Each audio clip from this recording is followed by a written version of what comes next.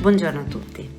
Mi fa molto piacere inaugurare una nuova sezione di Play Unihood che con un gioco di parole e numeri abbiamo voluto intitolare Eventi, che si può leggere naturalmente anche come E20. Di solito, parlando degli anni '20, ci si riferiva al secondo decennio del 1900 che, come tutti sappiamo, si è aperto all'insegna della vivacità culturale, dell'espansione industriale e si è chiuso invece con la Grande Depressione del 1929. L'intento di questa nuova sezione di Play Unihood è quello di rovesciare la sequenza degli eventi, perché il nostro decennio invece si è aperto, come tutti sappiamo, con una crisi di proporzioni mondiali, la pandemia, e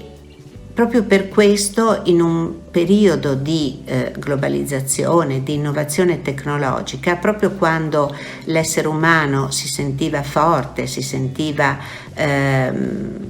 padrone delle situazioni e in grado di controllare gli eventi, arriva una minuscola minaccia, un virus appunto, che rimette in gioco il nostro essere, il nostro senso dell'esistenza e ci fa presente la nostra fragilità, ma al contempo ci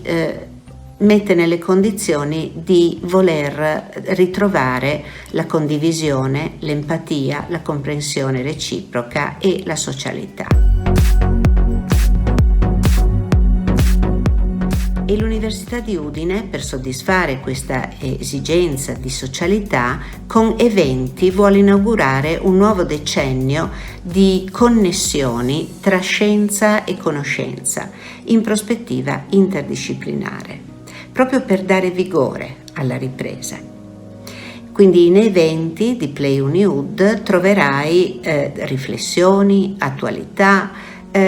stimoli, ma troverai anche energia e passione per ricominciare e per un futuro diverso e migliore. E troverai gli eventi, per ora telematici, che allestiamo giorno per giorno, che vorranno dare una ventata di cultura e di freschezza, di vitalità e di contemporaneità,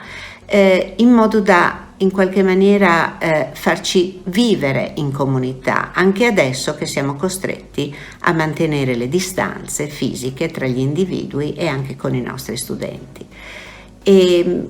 proprio perché accademia è comunità, Unihood ha voluto farsi inventi per moltiplicare le occasioni di conoscenza libera e aperta.